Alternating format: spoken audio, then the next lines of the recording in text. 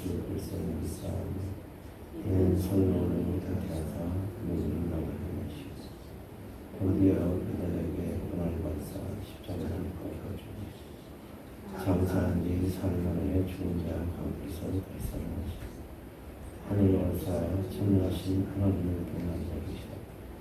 저로서 산자와 죽은 자를 심판하시고 성령을 믿사오니 거룩한 도래와 성부가 성부 죄를 사하여 주시니 몸이 사는 것을 믿사옵니다. 찬송가 32장 만유의 주제에 찬송하시겠습니다.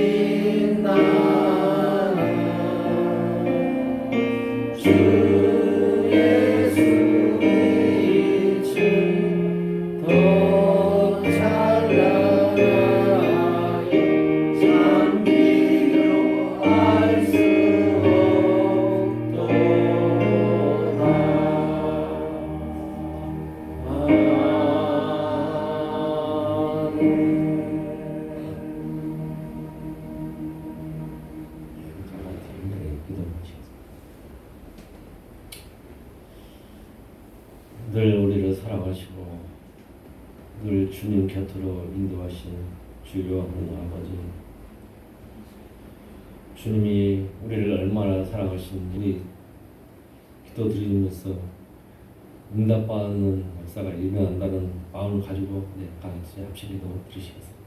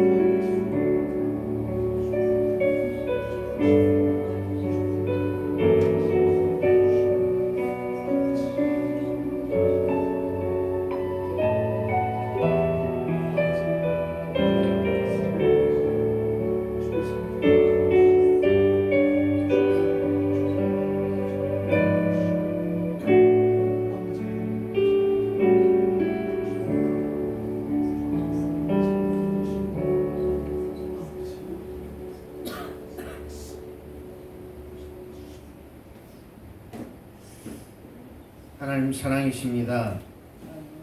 하나님 거룩하십니다. 하나님 우리의 창조자이십니다. 하나님 우리의 구속주이십니다. 또한 하나님 역사의 주관자이십니다. 그 하나님 아버지께 이 시간 우리가 나아갑니다. 우리 마음을 하나님께 드리게 하여 주옵소서. 믿음으로 하나님께 나아가게 하여 주옵소서. 예수 그리스도의 공로를 의지하며 나아갈 수 있도록, 십자가 공로를 의지하며 나아갈 수 있도록 하나님 은혜를 주옵소서. 우리가 간절히 기도했습니다. 그 기도한 내용 하나하나마다 아버지께서 섬세하게 응답하시고 우리의 갈 길을 인도하여 주시기 원합니다. 이 예배 기뻐 받으시기 원합니다. 감사합니다. 예수 그리스도 이름으로 기도합니다. 아멘.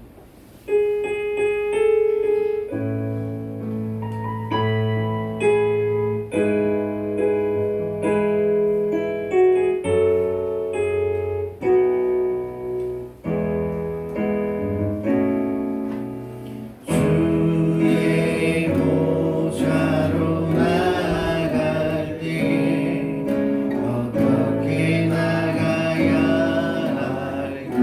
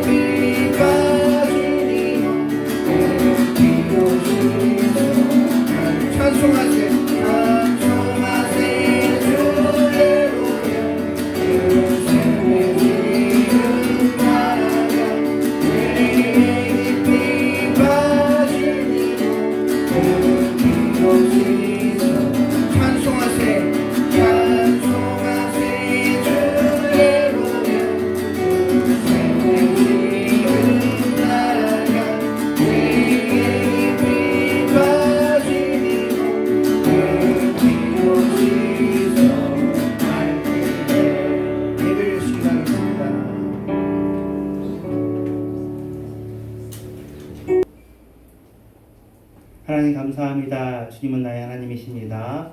오늘 이 시간 또 5월의 첫 주일을 맞이하여서 우리가 이렇게 건강하게 예배드릴 수 있게 되었습니다. 하나님 또 평화롭습니다.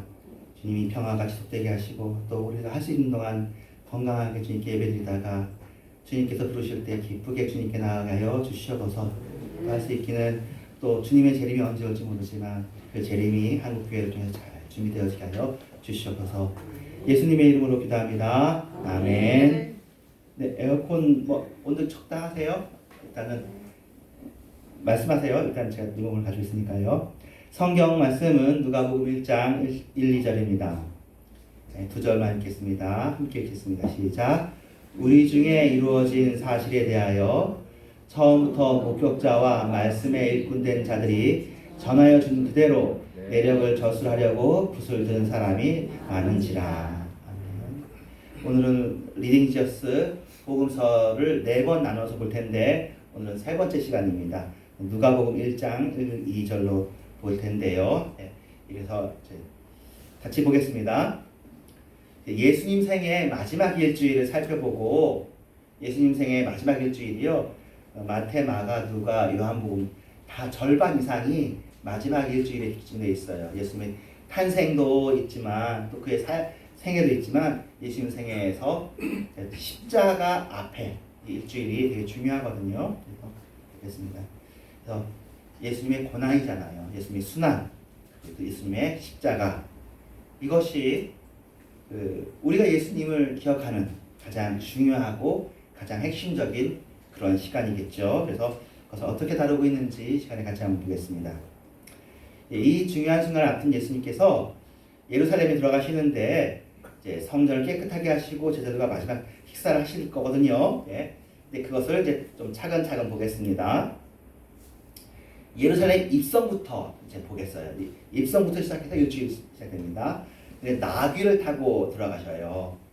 그래서 이 나귀를 타고 들어가시는 모습이 또 구약의 또 성취입니다.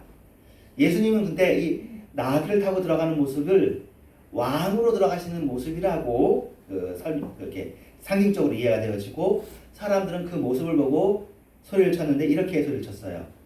호산나 찬송하리로다 주의 이름으로 오시는 이여 호산나 찬송하리로다 가장 높은 곳에서 호산나 이렇게 얘기했습니다. 호산나라는 말이 히브리 말 원어 그대로 쓰는 거거든요. 호산나. 그래서 여호와여 구하옵소서 이제 구원하옵소서 하는 말이고 시편 118편에 나와 있는 말이에요.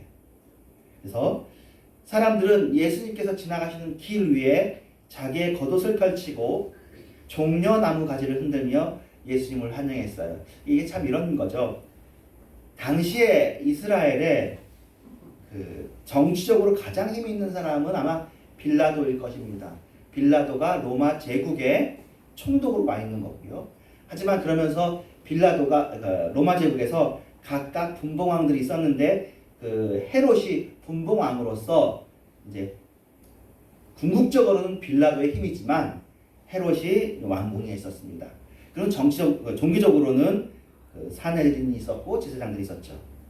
그런데 사람들이 보기에 당연히 헤롯도 마음에 안 들었고요. 종교지도자들도 해야 될 일들만 하고 사람들이 기대하는 것을 할 수 못했습니다. 사람들이 기대하는 건 무엇이었냐면 이 나라가 해방되는 것이었습니다. 자유롭게 되는 것이었습니다. 그리고 예수님의 탄생부터 지금까지 삶, 예수님의 공생의 기간 동안에 예수님이야말로 그런 분이라고 사람들의 기대를 충족시켰습니다.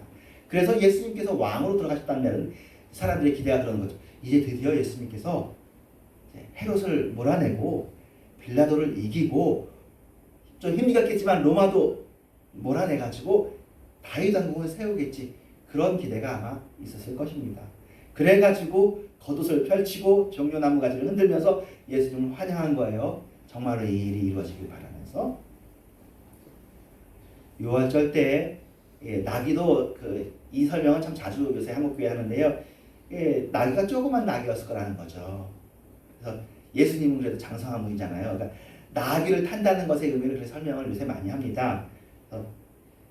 나귀가 예수님을 태우는 그런 정도의 힘이 있는 것이 아니라 거의 예수님이 걸어가듯이 나귀의 힘을 안 주고 그래 아주 조그만 나귀였던 것 같아요. 나귀를 가져오라고 했으니까 아직 멍에를 메워보지 못한 나귀를 가져오라고 했습니다.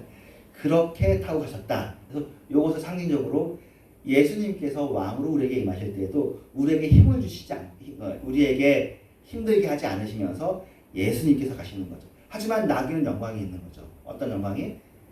자기가 예수님을 태운다는, 예수님과 함께한다는 그런 영광이 있는 것이라고 우리의 인생을 이 나귀에 비춰서 설명하는 설교들도 참 많습니다. 어쨌든 이 예루살렘에 입성하신 예수님께서 호산나 찬양을 받으시는 장면은 예수님이 약속된 메시아이심을, 그래도 구약에 약속된 그 메시아이심을 사람들을 통해서 드러내게 하는 방식입니다. 그런데 이 예루살렘에 입성하신 예수님께서 먼저 하신 일이 예루살렘 왕으로서 하셔야 될 일이었는데 성전 청결이었어요. 성전을 깨끗하게 하시는 일을 예수님께서 하셨습니다.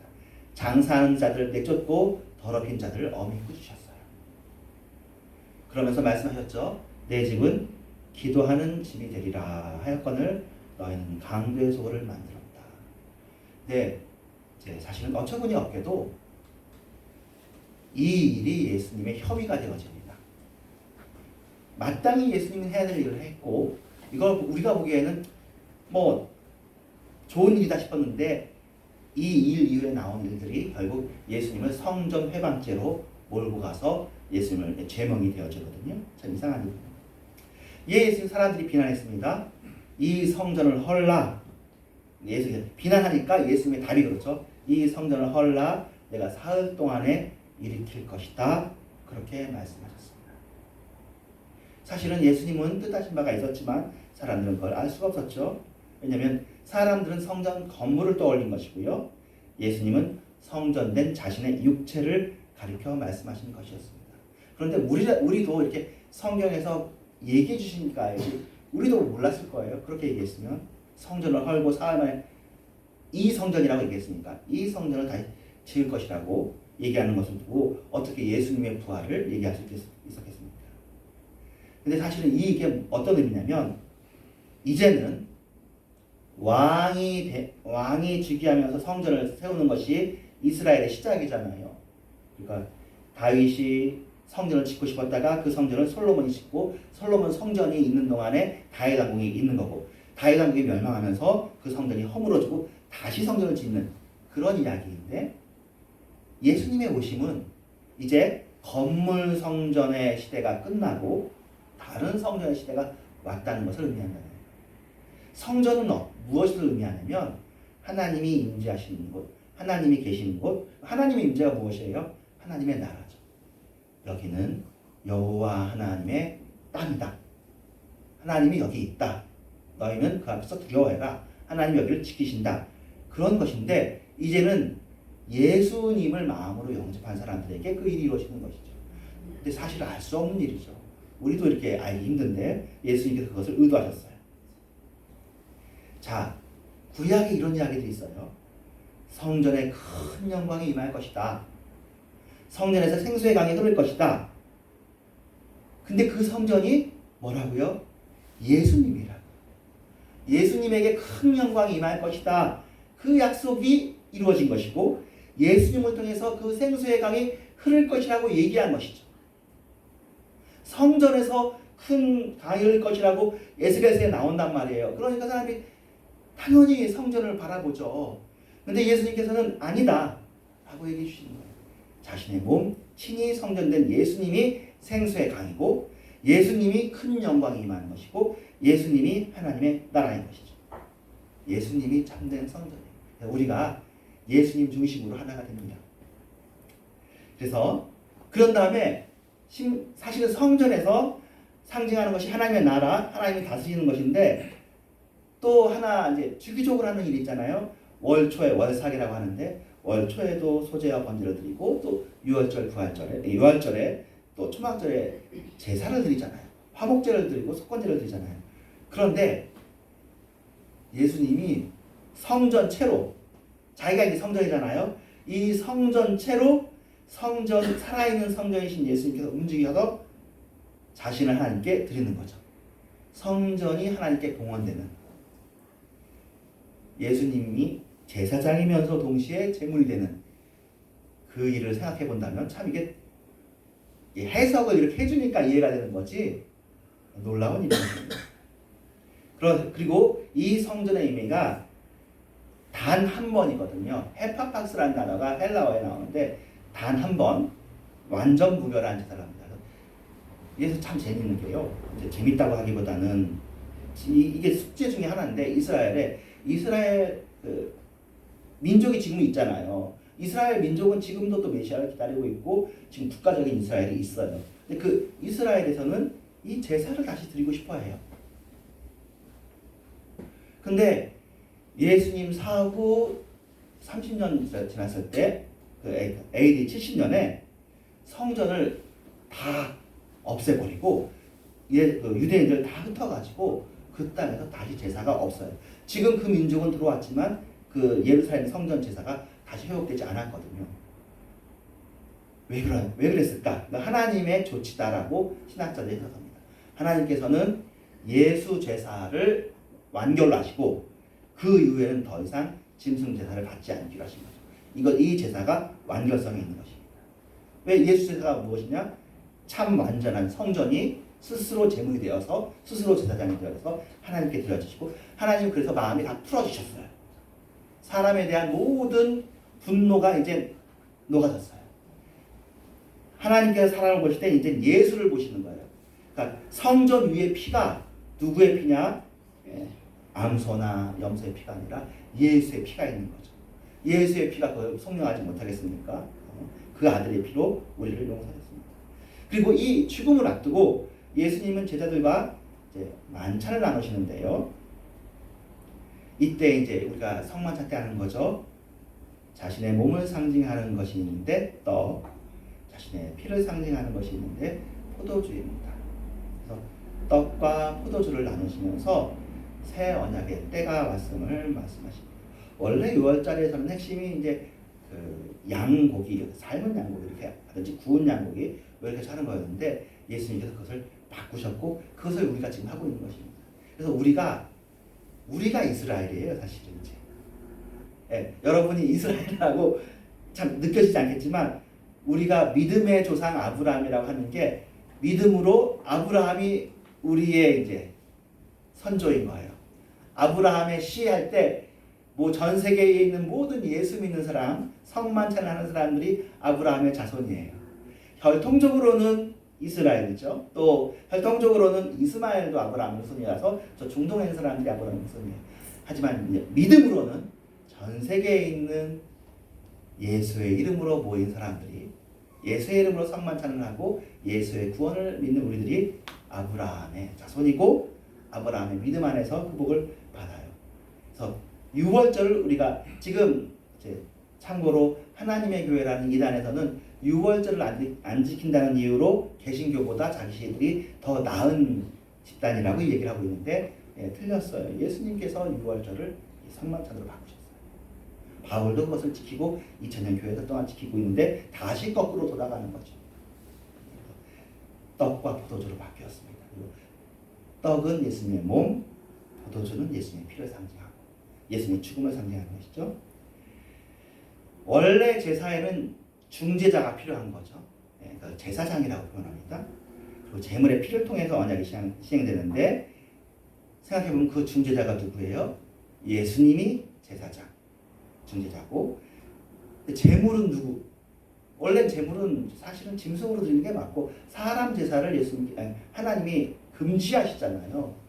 근데 이건 사람 제사가 아니라 어떻게 보면 처형이죠. 예수님의 십자가가 범죄자 중에 하나로 되어가지고 죽었단 말이에요.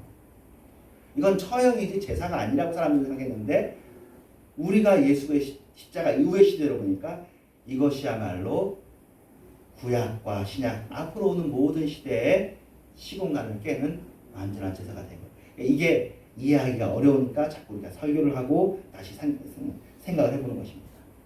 일반적으로는 이게 제사가 아니잖아요. 제사를 하려고 한 게 아니었어요. 그렇죠? 예수님의 십자가가 제사였다고 인식하는 사람이 누가 있었겠어요. 그러니까 여러분 어렸을 때 그 얘기 들으셨죠? 예수님의 골고다가 이삭이 바쳐졌던 그 산이다라는 것이 왜 중요하냐면 이삭 대신에 예수님이 들어가신 거거든요. 이삭은 하나님께서 말리셨지만 예수님은 하나님이 어떻게 보면 희생을 하신 것이죠. 예수님이야말로 참 하나님, 참 사람이신데 예수님의 몸, 살과 피가 찢어지시는 거죠. 참 이상한 일. 그래서 기독교가 참 쉬워 보이지만 여기 굉장히 탄탄한 교리가 있고 탄탄한 진리의 뭉치가 이렇게 있습니다. 그리고 그분의 피로 언약이 시행이 되었습니다. 예수님의 몸이 찢어졌고요. 피를 흘리셨습니다. 새 언약의 중보자신데 새 언약의 제물이 되어져서 십자가에서 못 박혔습니다. 그리고 이제 요새는 이게 많이 얘기되는데 십자가라는 것의 의미도 여러 번 얘기해서 여러분 이제 기억하셔야 돼요. 십자가가 나무라는 것들도 요새는 자꾸 이제 해석이 되어집니다. 표준 해석이 그거죠. 나무에 달린 자마다 저주받은 자니. 이게 신명기에 나오는 말입니다. 예수님이 그냥 죽은 것도 아니고 나무에 달려 죽었기 때문에 구약을 아는 사람한테는 예수님은 저주받은 자예요. 사람은 나무에 달려 죽으면 안 되는 거예요. 나무에 달려 죽은 자마다 저주받은 자니라고 신명기에 명기가 되어 있단 말이에요. 이거 사실은 요새 신학자들이 발견한 것이 사실은 이것은 성경에 있고 바울이 발견한 겁니다. 그래서 바울이 볼 때 예수님의 제자들이 이해가 안 되는 거죠. 왜냐하면 하나님 보시기에 저주를 그에게 내리신 거예요. 그냥 죽었으면 그나마 그냥 죄인 중에 하나가 똑같이 죽었다 하겠지만 나무에 달려 죽은 것은 이거는 혐의가 하나님으로부터 영적인 혐의가 있는 거예요. 예수님은 저주야, 저주의 상징이야. 그러니까 그전에는 우리가 주로 십자가에 대해서 뭘 얘기하냐면 십자가가 얼마나 고통스러운 형벌인가. 로마에서 제일 고통스러운 형벌이고 나중에 이 십자가 형벌을 나중에 폐지하거든요. 너무 이것은 형벌로서의 정말 지나치다 해가지고 그것이 그래서 영화로도 많이 나왔죠. 예수님 뭐 채찍에 맞느냐 그런 얘기 했는데 요새 강조하는 건 나무다, 나무. 나무에 달려 죽은 자는 저주받은 자다. 예수님이 저주받았다는 게 출발점이에요. 근데 이제 바울의 입장에서 볼 때 자신이 이제 그 하나님을 만났어요. 그리고 그 하나님께서 내가 핍박하는 예수다라고 얘기했어요. 그러니까 바울은 예수님이 영광 중에 있다라는 건 확실히 이해가 돼요. 근데 질문이 생기잖아요. 그런데 왜 그가 나무 위에 있는 저주를 받았지? 요거를 조화시키는 게 이제 바울의 신학이에요. 예수님이 귀한 일을 했고 하나님이시고 영광 중에 있어. 근데 왜 저주를 받으셨어요? 그래서 그게 이제 바울 신학의 핵심이라고 사람들이 많이 얘기하는 우리를 위해서 사람이 죄를 지어서 저주를 받았는데 그 자리에 나의 대신해서 저주를 받았구나. 예수님은 죄가 없으신 분인데 저주를 받은 것이 인간을 위해서구나 라는 바울의 신학이 그렇게 해서 형성이 되어지는 게 논리적으로 요새 설명이 되고 있으면 최근에만 설명된 게 아니라 최근 100년 어간에 요거에 대한 신학들이 많이 나와 있습니다. 그리고 십자가에 달리신 예수님은 이제 마지막으로 시험을 당하시는데 지나가는 사람들이 이렇게 얘기하죠.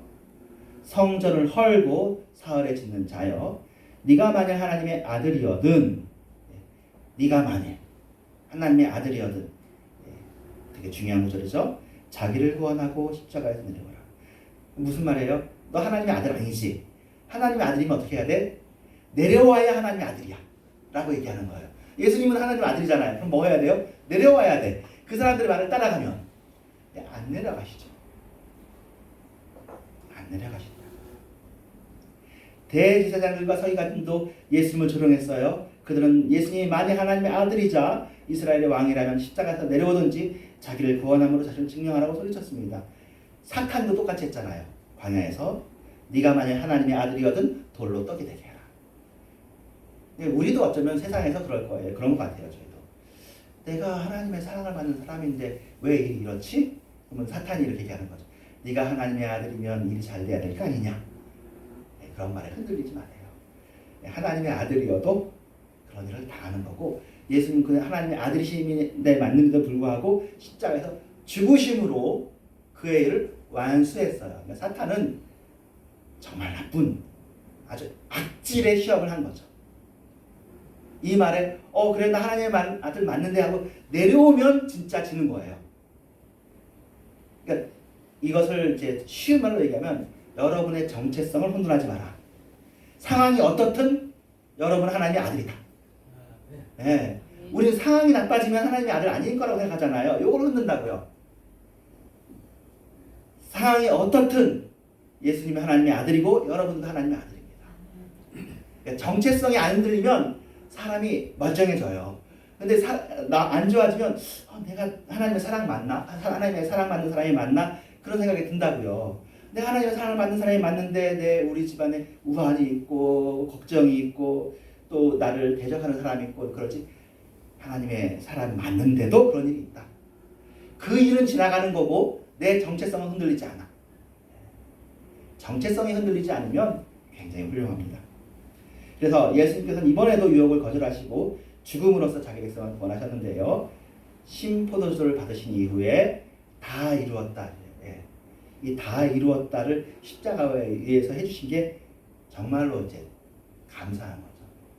예수님이 다 이루었다 하면 끝인 거죠. 예수님께서 진짜로 다 이루셨습니다. 완결됐고 완료되었습니다. 예수님이 목적하신 일을 성취하셨습니다.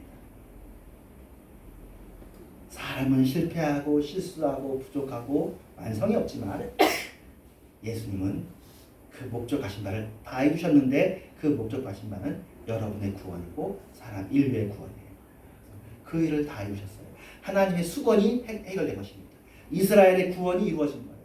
이스라엘이 하나님의 나라가 되는 것이 예수님께서 다윗의 왕으로 오신 것이 그 조그만 물론 그 나라도 뭐 몇백만 명이 사는 그런 나라지만 그 나라뿐만 아니라 정말 아브라함에게 약속하신 것처럼 밤하늘의 별처럼 수없이 많은 수십억의 사람들이 구원받는 일들이 예수님을 통해서 이루어졌고 다 이루었다 하셨으니까 여러분들도 이 성경 말씀에서 다 이루었다 하시는 데서 안심하시길 바랍니다. 예수님께서 다 이루셨어요. 모든 걱정은 다 끝났습니다. 그리고 머리를 숙이시고 그의 영혼이 주님께 맡겨졌습니다. 고난의 종으로 오신 예수님께서 구원을 이루신 방식은 이런 방식이었습니다. 우리를 향한 하나님의 진노가 예수님께서 화목제물로 자신을 드리시고 죽음에 이르기까지 예수님이 십자가에 머물러 계셨습니다. 이 이야기를 사실은 예수 믿는 분들 중에서 이거 이해 못하시는 분들이 많고요. 그래서 사실 찰스 핀이라고 유명한 부흥사 있어요. 그분 변호사 출신인데 이거 이상하다고 생각하는 거예요. 이거 어떻게 생각하면 이상하잖아요. 삼위일체 내에서 용서하고 삼위일체 내에서 제물로 드리고 이건 너무 이상하다라고 보는 견해가 있고 여전히 상존하고요. 이슬람에서 이거 되게 이해 못해요. 이슬람 저도 이슬람 코란을 직접 읽어본 건 아니지만 그걸 읽고 설명해 준 글에 의하면 코란에서는 그래서 이렇게 설명한대요. 하나님은 정의로운데 이 예수님을 십자가에 달려 못 박게 하는 건 정의가 아니라는 거죠. 그래서 그때에 변장을 시켰어. 나쁜 사람 가룟 유다를 십자가에 못 박혀 죽이고 예수님은 살아남도록. 정의에 부합하잖아요. 그러니까 예수님이 십자가에 죽으면 안 되는 거죠. 근데 우리는 어려운 일이지만 이걸 우리가 믿습니다. 그리고 우리를 대신해서 죽으신 그 죽으심을 다 이루신 거예요. 참 기독교에 여기에 은혜가 있는 거고 사실은 생각해보면 저도 그렇고 여러분들도 그렇고 예수님의 그 순환 속에서 예수님의 그 수치스러움 당하심 죽으심이 우리를 하나가 되게 하는 건 맞는 것 같아요. 예수님의 영광은 우리가 따라갈 수 없지만 예수님의 그 죽으심은 우리를 눈물을 흘리게 하고 우리를 뉘우치게 하고 예수님께 무릎을 꿇게 합니다.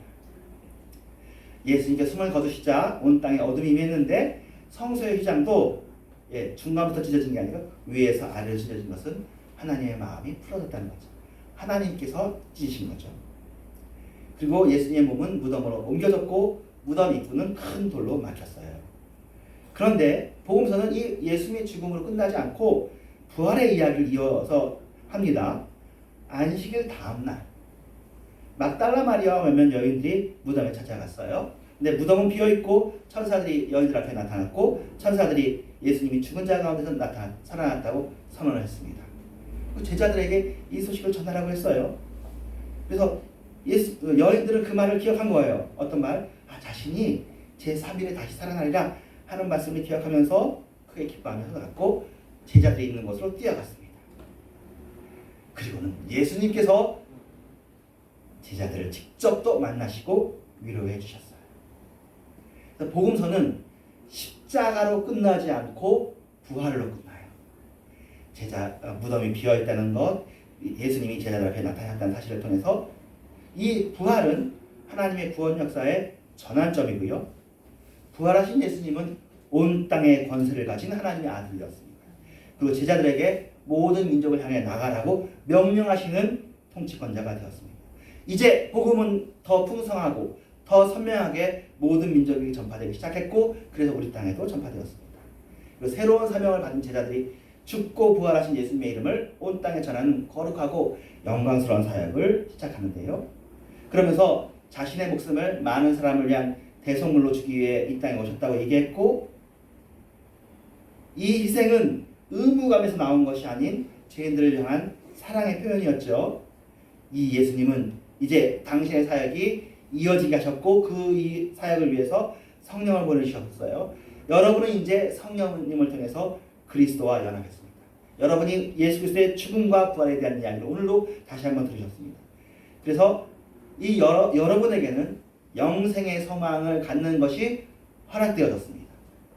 그리고 이 영생의 소망을 품고 살아가는 것도 허락되어졌어요. 성경은 말합니다. 여러분들은 그리스도의 발자취를 따르는 그리스도의 제자라. 복음서에 나온 제자만 제자가 아니라 이 시간 여러분들 눈으로는 예수님을 보지 못했지만 영으로 말씀으로 말씀을 전함을 받은 여러분이 예수님의 제자예요. 그래서 제자들에게 한 말을 우리가 다 지키잖아요. 여러분이 12제자와 함께 예수님의 제자입니다. 그래서 여러분이 사명을 받은 사람입니다. 여러분은 존귀한 자들입니다. 12제자만 아니라 우리도 예수님의 제자가 되어서 세상 끝날까지 천하 만민 모든 권세를 가진 예수님과 함께하는 은혜 속에서 예수님의 일들을 감당합니다. 다음 주에는 요한복음이 전하는 예수님의 삶과 죽음, 풍성한 생명의 은혜를 살펴보겠습니다.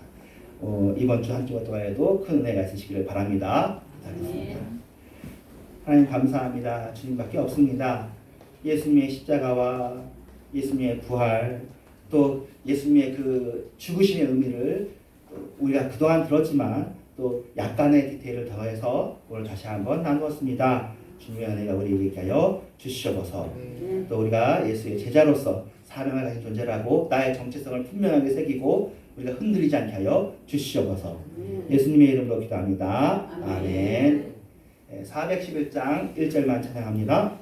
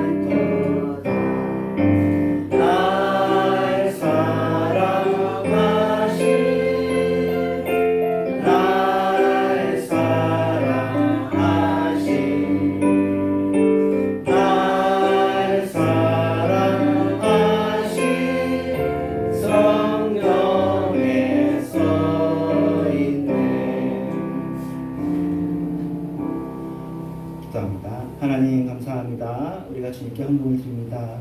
주여 우리의 헌금이 더 풍성해질 수 있도록 또 우리가 또 요새 다들 경제가 어려워져 있는 부분들이 있고 또 경기가 안 좋고 또 이자율도 높아졌는데 이 상황을 잘 감당하여서 또 풍성한 헌금을 드리고 풍성한 구제를 할 수 있도록 은혜를 베풀어 주시옵소서. 재정 때문에 속상하고 어려운 마음 생기지 않도록 재정 때문에 주님께 감사하고 고마워하는 일들이 생기도록 하게 하여 주시옵소서. 예수님의 이름으로 기도합니다. 아멘. 주기도 문에 축도합니다. 하늘에 계신 우리 아버지 이름이 거룩히 여기시옵소서. 나라의 하늘대로 오늘 하루에 양식을 주옵소서.